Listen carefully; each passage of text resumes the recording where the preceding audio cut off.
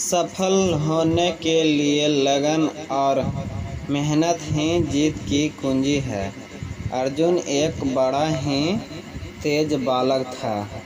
वह किसी भी कौशल को बड़ी आसानी से सीख लेता था। अभी वह 9वीं कक्षा में पढ़ रहा था, परंतु अपनी उम्र के हिसाब से बड़ा ही लालच था। जो भी पढ़ता था वह झटके से समझ लेता। गणित हो या विज्ञान, उसे समझने में समय नहीं लगता, परंतु वह अपनी पढ़ाई को समय ही नहीं देता था। थोड़ी देर पढ़ने बैठता, फिर तुरंत उसे कोई और चीज़ याद आ जाती। फिर वह पढ़ाई छोड़कर कभी टीवी देखने चल जाता तो कभी अपने पिता के फ़ोन पर गेम खेलने लगता। कुछ नहीं तो कंप्यूटर पर गेम खेलने लगता। उसकी माता उससे कहती, बेटा खेलना ही है तो जाकर मैदान में कोई खेल खेलो, कम से कम तुम्हारा स्वास्थ्य तो अच्छा रहेगा। पढ़ने तो हो नहीं, कम से कम सेहत पर तो ध्यान दो।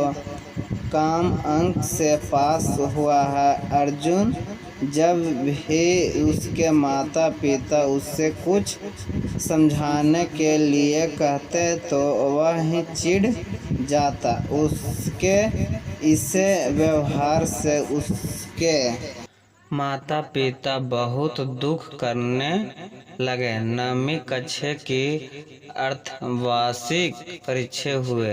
अर्जुन को केवल 45% अंक प्राप्त हुए। पिता ने उससे समझाने की कोशिश की और वह किसी को सुनने को तैयार नहीं था।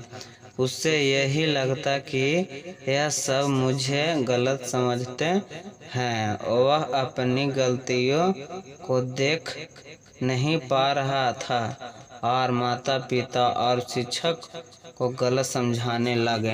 यह केवल अर्जुन की बात नहीं है, इससे उम्र में कई बच्चों के साथ ऐसा होता है, परंतु यह व्यवहार और सोच उन बच्चों के लिए हानिकारक है। कुछ दिन बाद दुर्गा पूजा की छुट्टियां हुई। अर्जुन अपनी माता के साथ अपने नाना नानी के घर चल गए। नानी के घर में अर्जुन।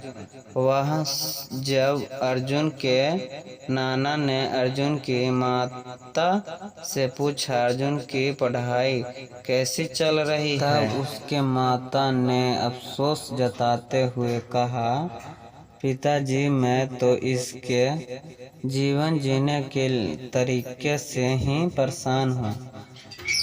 ना पढ़ा है और ना खेल कूद ही करता है। दिन भर केवल कंप्यूटर, फोन या टीवी पर लगा रहता है। अर्धवार्षिक परीक्षा में केवल 45% अंक आया है। अगले वर्ष 10वीं की परीक्षा है, जाने क्या करेगा। अर्जुन यह सब बात सुनकर वहाँ से चल गया। अगले दिन जब अर्जुन सोकर उठता है तब उसके नाना जी बगीचे में माली से बात कर रहे होते हैं। वे माली को बता रहे होते हैं कि किस पौधों को किधर लगाना है, क्या करना है। अर्जुन नाना जी सुंदर बागवानी से बहुत प्रभावित था।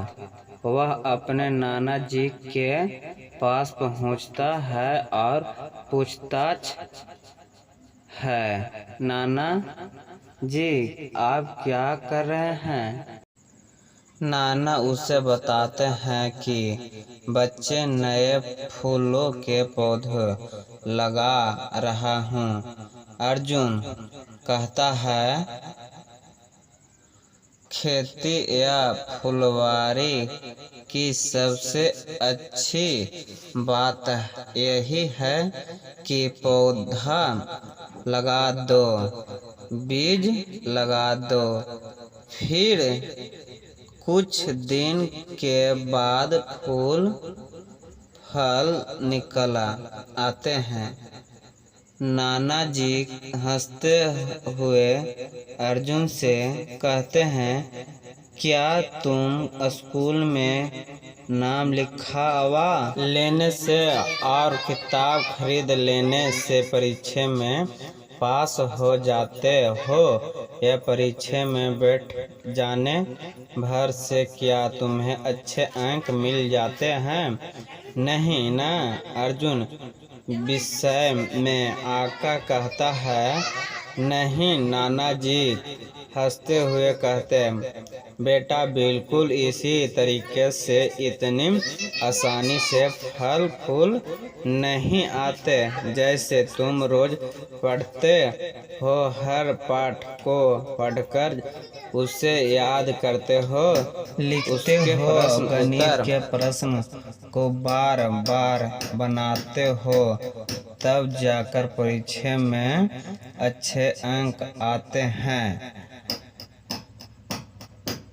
अच्छी बागवानी और अच्छे जीवन में का रास्ता शिक्षा प्रदान कहानी नाना जी आगे कहते हैं, बिल्कुल उसी प्रकार बागवानी हो या खेती हो, इसमें भी केवल बीज या पौधों को लगा देने से फल फूल नहीं आते, प्रतिदिन पानी देना पड़ता है, धूप छांव से बचाना पड़ता है, खरपतवार घास इत्यादि उखाड़ने होते हैं, कीटों से इनकी रक्षा करनी होती है, बिल्कुल वैसे जैसे तुम्हारे माता पिता हर समस्या तुम्हारी रक्षा करते हैं,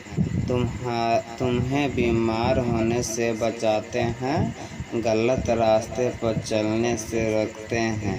पौधे जब पूर्ण रूप से विकसित हो जाते तब सही समय पर फसल काटना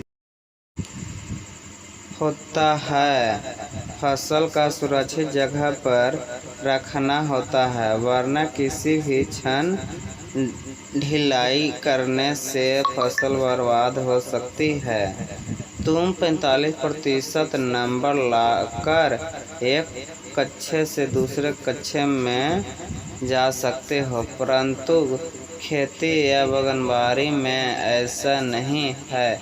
यदि 45% मेहनत करोगे तो फल फूल नहीं आएगा। समझा गया अर्जुन? यदि तुम भी अपने जीवन में 90% वाली मेहनत करोगे तो केवल पास नहीं होंगे, अपितु जीवन फल सा मीठा और फूलों से सुंदर हो जाएगा।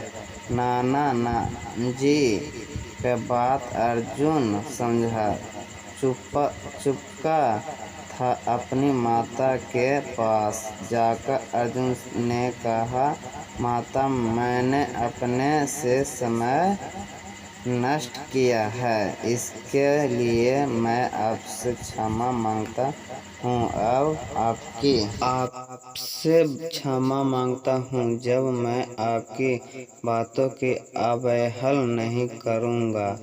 मैं समय से प्रतिदिन पढ़ाई करूँगा एवं अच्छे अंकों से उत्तीर्ण हो जाऊँगा।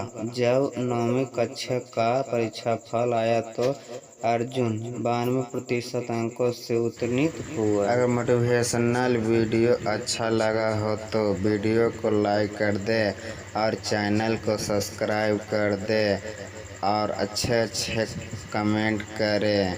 और बेल आइकन को दबा दें ताकि जब भी वीडियो डालें तो आप तक लगे नोटिफिकेशन जा सके। धन्यवाद।